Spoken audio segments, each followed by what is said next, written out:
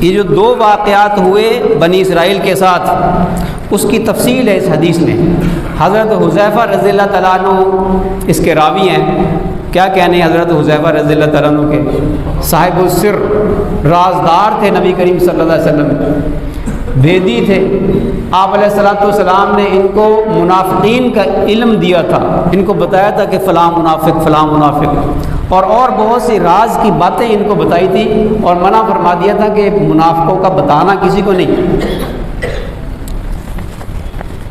تو صحابہ کرام ان سے پوچھتے تو نہیں تھے کہ منافق کون کون ہے، البتہ وہ یہ دیکھتے تھے کہ جب مدینہ منورہ میں کوئی مر جاتا تو یہ دیکھتے تھے کہ حذیفہ اس جنازے میں شریک ہوئے یا نہیں ہوئے۔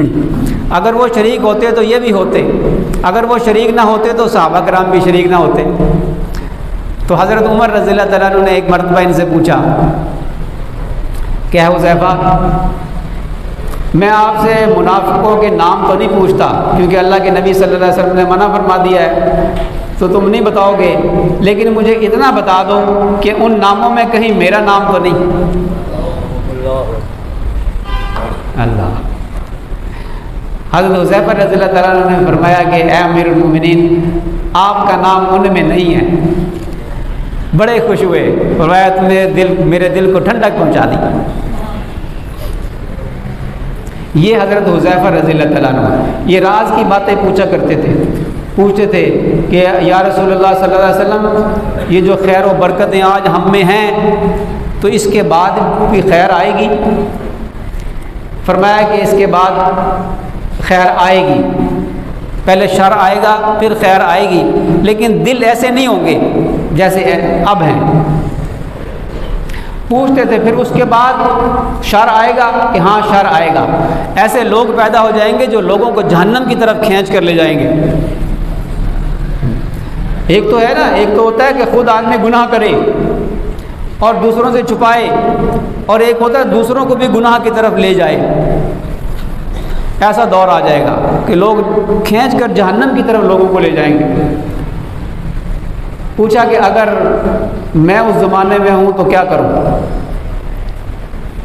فرمایا کہ اگر مسلمانوں کی کوئی متحدہ جماعت ہو، اس کا کوئی امیر ہو تو ان کے ساتھ شامل ہو جانا، اور اگر ایسا نہ ہو، کوئی جماعت دنیا میں ایسی نہ ہو کہ جس کا کوئی امیر ہے،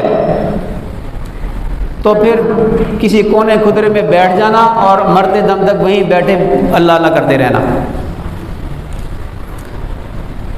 یہ حضرت حذیفہ رضی اللہ تعالیٰ عنہ ہیں۔ یہ ایک حدیث لائے ہیں، ان سے روایت ہے یہ حدیث۔ وہ فرماتے ہیں کہ حضرت حذیفہ رضی اللہ تعالیٰ عنہ فرماتے ہیں کہ میں نے رسول اللہ صلی اللہ علیہ وسلم سے عرض کیا کہ بیت المقدس اللہ تعالیٰ کے نزدیک بڑی عظیم القدر مسجد ہے۔ آپ نے فرمایا کہ وہ دنیا کے سب گھروں میں ایک ممتاز عظمت والا گھر ہے۔ نبی کریم صلی اللہ علیہ وسلم نے فرمایا کہ وہ دنیا کے سب گھروں میں ایک ممتاز عظمت والا گھر ہے جس کو اللہ تعالیٰ نے سلیمان بن داؤد علیہ السلام کے لیے سونے چاندی اور جواہرات، یاقوت، زمرد سے بنایا تھا۔ اور یہ اس طرح کہ جب سلیمان علیہ السلام نے اس کی تعمیر شروع کی تو حق تعالیٰ شانہ نے جنات کو ان کے تابع کر دیا۔ جنات نے یہ تمام جواہرات اور سونے چاندی جمع کر کے ان سے مسجد بنائی۔ حضرت حذیفہ رضی اللہ تعالیٰ عنہ کہتے ہیں کہ میں نے عرض کیا کہ پھر بیت المقدس سے یہ سونا چاندی اور جواہرات کہاں اور کس طرح چلے گئے؟ تو رسول اللہ صلی اللہ علیہ وسلم نے فرمایا کہ جب بنی اسرائیل نے اللہ تعالیٰ کی نافرمانی کی اور گناہوں اور بداعمالیوں میں مبتلا ہو گئے، انبیاء علیہ السلام کو قتل کیا، تو اللہ تعالیٰ نے ان پر بخت نصر بادشاہ کو مسلط کر دیا جو مجوسی تھا۔ اس نے 700 برس بیت المقدس پر حکومت کی، اور قرآن کریم میں آیت فَإِذَا جَاءَ وَعْدُ أُولَاهُمَا بَعَثْنَا عَلَيْكُمْ عِبَادًا لَنَا أُولِي بَأْسٍ شَدِيدٍ سے یہی واقعہ مراد ہے۔ وہ جو دو واقعات جب میں نے پچھلے جمعے آیات پڑھی تھی ان میں دو مرتبہ یہ سرکشی کریں گے اور 2 مرتبہ ان کے اوپر عذاب آئے گا۔ ان میں سے پہلا جو واقعہ ہوا وہ بخت نصر نے بیت المقدس پر حملہ کیا اور ان کو غلام بنایا۔ آگے کیا فرمایا کہ اس سے یہی مراد ہے جو آیت میں فرمایا، بخت نصر کا لشکر مسجد قدس میں داخل ہوا، مردوں کو قتل اور عورتوں بچوں کو قید کیا، اور بیت المقدس کے تمام اموال اور سونے چاندی جواہرات کو 1,70,000 گاڑیوں میں بھر کر لے گیا اور اپنے ملک بابل میں رکھ لیا۔ 1,70,000 یہ کثیر تعداد کے لیے لفظ استعمال ہوتا ہے کہ بہت بڑی تعداد میں وہ گاڑیوں پہ بھر کے لے گیا، اور 100 برس تک ان بنی اسرائیل کو اپنا غلام بنا کر طرح طرح کی بامشقت خدمت ذلت کے ساتھ ان سے لیتا رہا۔ غلام بنا کر لے گیا بخت نصر۔ یہ پہلا عذاب تھا جو آیت میں ذکر کیا گیا تھا۔ پھر اللہ تعالیٰ نے فارس کے بادشاہوں میں سے ایک بادشاہ کو اس کے مقابلے کے لیے کھڑا کر دیا۔ فارس کا بادشاہ، اس سے مفسرین فرماتے ہیں کہ حضرت ذوالقرنین مراد ہیں، کہ یہ ایران سے ہوئے حضرت ذوالقرنین۔ اللہ تعالیٰ نے بادشاہ ذوالقرنین کو کھڑا کر دیا جس نے بابل کو فتح کر لیا، اور باقی ماندہ بنی اسرائیل کو بخت نصر کی قید سے آزاد کرایا، اور جتنے اموال وہ بیت المقدس سے لایا تھا وہ سب واپس بیت المقدس میں پہنچا دی۔ جب انہوں نے توبہ کی اور سزا خوب بھگتی انہوں نے، تو اللہ تعالیٰ نے حضرت ذوالقرنین کے ذریعے سے ان کی مدد فرمائی اور ان کو واپس بیت المقدس میں بھیج دیا گیا۔ اور پھر بنی اسرائیل کو حکم دیا اللہ تعالیٰ نے کہ اگر تم پھر نافرمانی اور گناہوں کی طرف لوٹ جاؤ گے تو ہم بھی پھر قتل و قید کا عذاب تم پر لوٹا دیں گے۔ اگر تم نے کیا نا پھر حرکت کی، پھر ہم تمہارے پاس ساتھ اسی طرح کریں گے جیسے ہم نے پہلے کیا۔ آیت قرآن عسیٰ ربکم ان یرحمکم وان عدتم عدنا سے یہی مراد ہے۔ پھر جب بنی اسرائیل بیت المقدس میں لوٹ آئے اور سب اموال و سامان بھی قبضہ میں آ گیا تو پھر معاصی اور بدعمالیوں کی طرف لوٹ گئے۔ بھی تھوڑا وقت عرصہ ہی گزرا، پھر وہی حرکتیں۔ تو اس کے بعد اس وقت اللہ تعالیٰ نے ان پر شاہ روم قیصر کو مسلط کر دیا۔ یہ حضرت عیسیٰ علیہ السلام کے بعد یہ واقعہ ہوا۔ حضرت عیسیٰ علیہ السلام کے ساتھ جب انہوں نے ظلم کیا تو اللہ تعالیٰ نے پھر کچھ عرصے کے بعد 770 سال کے بعد ان کے اوپر شاہ روم کو مسلط کر دیا۔ آیت فَإِذَا جَاءَ وَعْدُ الْآخِرَةِ لِيَسُوءُوا وُجُوهَكُمْ سے یہی مراد ہے۔ شاہ روم نے ان لوگوں سے بری اور بحری دونوں راستوں پر جنگ کی اور بہت سے لوگوں کو قتل اور قید کیا، اور پھر تمام ان اموال بیت المقدس کو 1,70,000 گاڑیوں پر لاد کر لے گیا اور اپنے کنیسہ الذہب میں رکھ دیا۔ یہ سب اموال ابھی تک وہیں ہیں روم میں، سارا یہ خزانہ وہیں پہ ہے اور وہیں رہیں گے یہاں تک کہ حضرت مہدی پھر ان کو بیت المقدس میں 1,70,000 کشتیوں میں واپس لائیں گے۔ یہ توجہ کریں، وہ فرماتے ہیں کہ پھر یہ وہیں رہیں گے، جو شاہ روم لے گیا تھا خزانہ وہ وہیں ہے۔ آخری زمانے میں حضرت مہدی علیہ رضوان، بعض حضرات پوچھتے ہیں کہ یہ حضرت مہدی کے ساتھ لفظ کون سا لگایا جائے؟ علیہ السلام تو نبی یا فرشتے کے ساتھ لگایا جاتا ہے، رضی اللہ تعالیٰ عنہ صحابی کے ساتھ لگایا جاتا ہے، تو امام مہدی کے ساتھ کون سا لفظ لگایا جائے؟ امام مہدی بذات خود لقب ہے، اگر نہیں بھی کوئی لفظ لگائیں گے تو یہ خود لقب ہے۔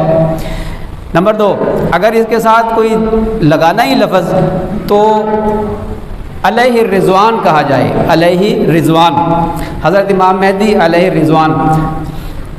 حضرت امام مہدی پھر ان کو بیت المقدس میں 1,70,000 کشتیوں میں واپس لائیں گے، اور اسی جگہ اللہ تعالیٰ تمام اولین و آخرین کو جمع کر دیں گے۔ یہاں پہ یہ بات ختم ہو گئی۔ یہ معارف القرآن سے یہ ہے، اس میں انہوں نے حدیث نقل کی ہے۔ بیان القرآن میں ہے کہ دو واقعے جن کا ذکر قرآن میں آیا ہے، اس سے مراد دو شریعتوں کی مخالفت ہے۔ پہلے شریعت موسوی کی مخالفت اور پھر حضرت عیسیٰ علیہ السلام کی بعثت کے بعد شریعت عیسوی کی مخالفت ہے۔ اس طرح پہلی مخالفت میں وہ سب واقعات درج ہو سکتے ہیں جو اوپر بیان کیے گئے۔ واقعات کئی ہوئے ان کے ساتھ، لیکن دو بڑے واقعات ہوئے کہ جن کا قرآن نے بھی ذکر کیا، لیکن غور کرنے کی بات یہ ہے کہ یہ قرآن ہم پہ نازل ہوا، ہمیں بتایا گیا اللہ نے امت مسلمہ کو کہ اے امت مسلمہ تم اس قرآن کے وارث ہو، تم ایسی حرکت نہ کرنا جو بنی اسرائیل نے کی تھی۔ اگر تم نے ایسی حرکتیں کی تو تمہارے ساتھ بھی وہی ہوگا جو بنی اسرائیل کے ساتھ ہوا، اور پھر ہم دیکھ رہے ہیں کہ وہ ہو رہا ہے۔ یہ تو اللہ کے نبی صلی اللہ علیہ وسلم کی دعا ہے کہ اللہ میری امت کو یک لخت ہلاک نہ کر دینا کہ یہ سارے ہلاک ہو جائیں۔ اللہ نے یہ دعا قبول فرما لی۔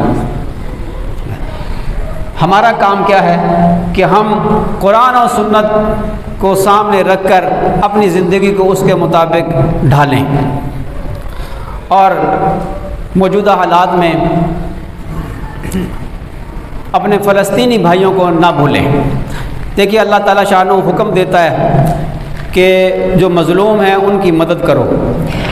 اب مدد جو ہے وہ حکومتوں کا کام ہے، مسلمان حکومت کا کام ہے کہ انہوں نے عسکری مدد کرنی ہے، مسلح مدد کرنی ہے، اور قرآن کے اس حکم کو پورا کرنا ہے۔ تو یہ حکومت کی ذمہ داری ہے، یہ عوام کی ذمہ داری نہیں ہے۔ میں اور آپ ہتھیار باندھ کر فلسطین میں نہیں جا سکتے، لیکن ہم اتنا کر سکتے ہیں، جو کر سکیں وہ کریں۔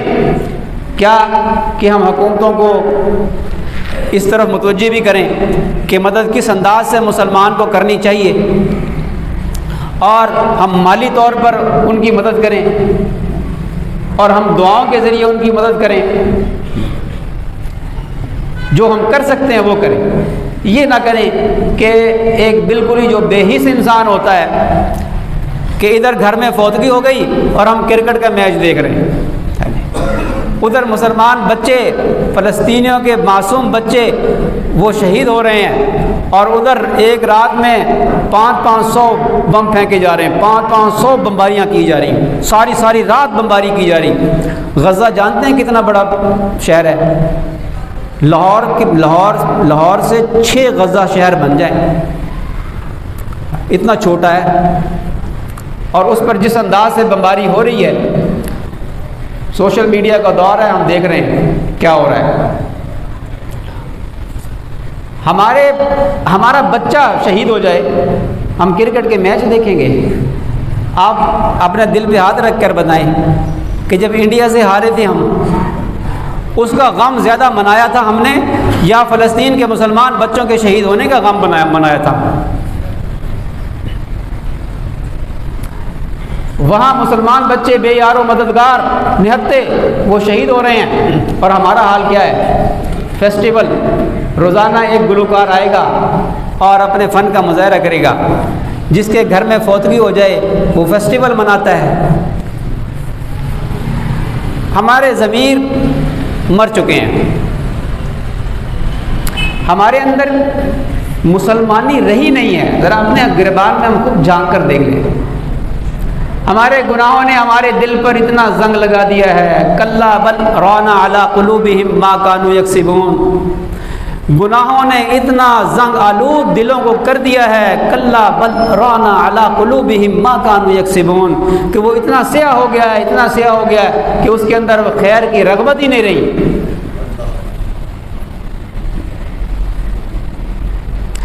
تو اس لیے ہم اپنے دلوں کو ذرا جگائیں، یہ مر گئے ہیں، ان کو زندہ کریں۔ ابھی ایمان کا بیج موجود ہے، ایمان کی چنگاری موجود ہے، اس کو ہوا دے کر اس کو سلگائیں، کہیں ایسا نہ ہو کہ یہ بھی بجھ جائے۔ کہ وہ دور ہے کہ صبح کو مسلمان ہے تو شام کو کافر، ایسا جملہ زبان سے نکال دیا کہ کفر ہو گیا۔ شام کو مسلمان ہے تو صبح کو کافر، ایسا جملہ زبان سے نکال دیا کہ کفر ہو گیا۔ یہ وہ دور ہے۔ اس لیے اپنے ایمان کی چنگاری کو سلگا کر اس کو بھڑکائیں۔ وقت پورا ہو گیا۔ اللہ تعالیٰ شانہ ہمیں سمجھ عطا فرمائے، عمل کی توفیق عطا فرمائے۔ وآخر الدعوانا